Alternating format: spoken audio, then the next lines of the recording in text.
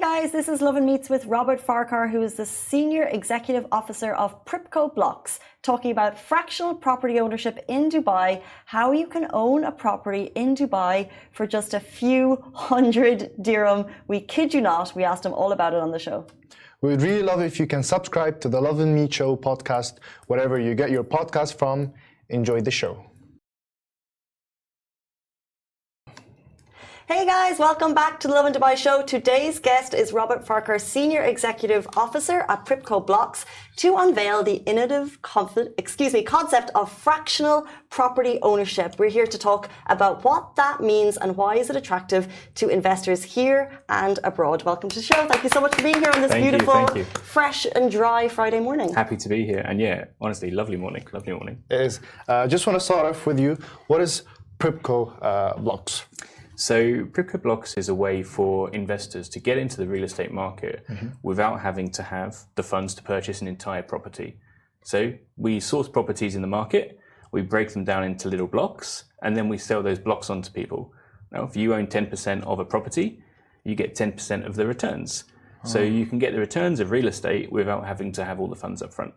Okay, sounds easy. So it sounds like people without big funds to buy a property, we can get in. So this is essentially fractional ownership, which I hadn't heard of until this week, but I compare it to a timeshare, for example. So how does it differ to what a timeshare is? So it's a question we get asked all the time. So timeshares are where you invest in a property and you can go and see it. So in the UK, obviously it was very common to have timeshares in Spain. You would head over and you would spend a bit of time over there.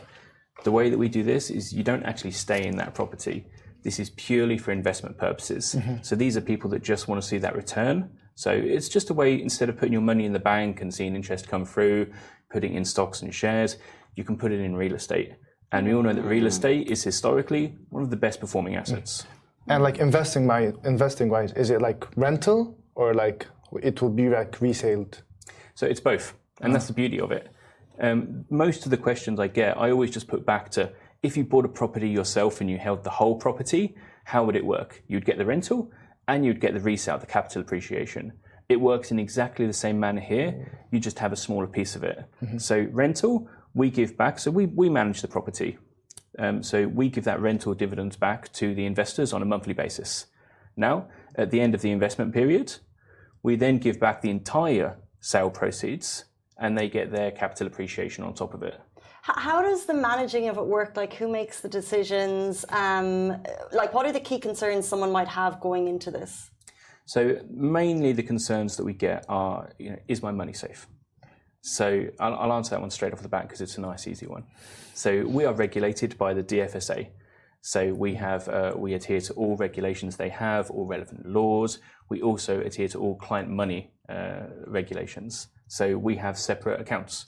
So one bank account, all of our client money goes into, and that's completely separate to all of our operational funds. So if anything goes wrong, completely blocked off, they get all of their money.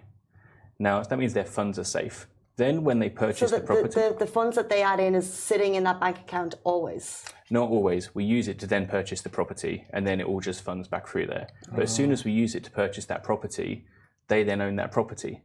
So we create a special purpose vehicle, which is just a company in the DIFC.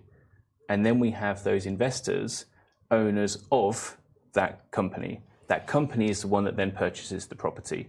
Now, the reason we do it like this is it gives the investors more legal comfort.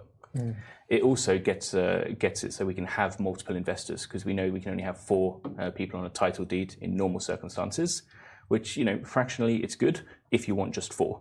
Whereas we want hundreds. So we have hundreds and hundreds of investors purchase a property. Now, to your point on how it's managed, it's not practical to have all of those people having input in, I want it to be managed through this agency or short term or long term. So we take the call on that. So the view is, we are specialists in this market. We know how to get best returns on that property. So the sourcing of them, we choose the best properties. We do the analysis on them. We give all of that information to the investors, and then they choose whether they want to invest and how much they want to invest. So interesting. I just want to know, how can someone be an investor? And also, just want to make this clear for myself. So if there's an apartment, how many people can invest in one apartment? What's the max? As many as you want. So we break it down to 100 blocks, 100 dirhams per block. Oh, okay. So whatever the price is, divide it by 100, and then that would be the maximum number. Ooh. What a great tagline, become a property owner in Dubai for 100 dirham. But I have no doubt that this is, you have that already, right? It's slightly more. It's 2,000 dirhams is the minimum. Okay. All right. Okay. And you own 20 blocks. The reason that we do that is we want people to see returns on the back of it. Now, obviously, the returns are as a percentage. Yes. Now, when you have a 2 million dirham property and you get 10% returns, it's very attractive because you get a nice amount of actual dirhams in your account. Now, when you have 100 dirhams and you get 10% of it over the entire life cycle, it's still 10%, but actual dirhams in your wallet, it's not a lot. So we say, you put in a little more because percentage-wise it's good, but you actually want to see that money in your pocket. PRYPCO is a startup. Have you seen this work in markets abroad, or is this a new concept that you've created for Dubai? So it actually works incredibly well in India. India's very on this. So they do it slightly differently though. They do it on commercial properties. We only do residential. Dubai residential real estate is booming. We know that. So that's where we focus. But the concept as a whole works tried and tested for many years. And how can someone be an investor? Like me, myself, anyone wants to apply Super simple. Yeah. So you just go to our website, prypco.com/blocks. You then have to do a small KYC because, like I said, we're regulated. All of our investors, we have to know who they are. So this is passport, proof of address. We do a live Face ID. It's all integrated into the platform.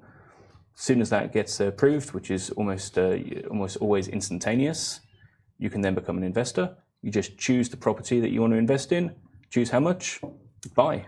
You can choose the property as well. Oh yeah, 100%, yeah. I just thought it was kind of you go all in. And who are you seeing more interest from? Is it kind of Dubai residents, or do you think that this is attractive for people abroad who want to kind of get their foot in?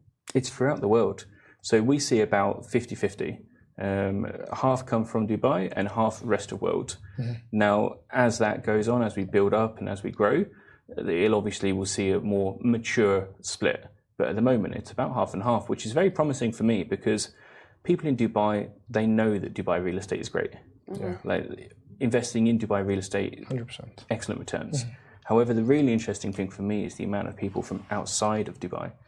So when we start going to other countries, and they're investing in, I think that's the biggest opportunity for me because here we love it. But being able to sell the concepts of Dubai real estate abroad so easily because we're not a real estate broker. We don't have a sales team that are going to see clients, taking them out for lunch and selling property. It's just the concepts. It's just data-driven results. So, historically, this is how this building has performed. This is how we project it to perform over the next 5 years. This is what you can expect. And that's it. People are still investing on that information. Yes. They're very, very keen on Dubai. It's very good because when you have it inside your mind, if you just invest for example, 50,000, and then after a year you would see that and just get the total money and just invest the total money you have in another, with the same, in a different apartment. Like for example, you get like another 100 grand, so you have 200 grand, and then another year you get like 10% or 20% out of it, and you invest. So it's like money keeps going up, well, literally without you doing anything. And honestly, that's one of the true forms of passive income in this sense, because you put your money in. We recommend a 5-year cycle for investment because when you own a property, 5 years is generally how long you want to keep it for. Yeah. It cuts off all the costs of purchase and whatnot, and you start seeing pure returns off the back of it. Can you explain to me why exactly 5 years? And even though I was having looking at the website here, based on the calculation, that is super cool, by the way. You get to choose like the amount that you want to invest in, and it will just give you the amount of investment and total rent income and value in the next year. And also you mentioned like the top is 5 years. So I just want to know from your professional experience, why 5 years is the good amount to hold a property? And this comes from real estate investment as a whole. So if you buy in the first year, we know the majority are made up by fees. So if I were to offer you a property now with 6% net yield, it's a solid investment for a yield perspective. Now, upon purchasing that property, you've got 4% DLD fees, you've got 2% broker fees, that 6% is gone already.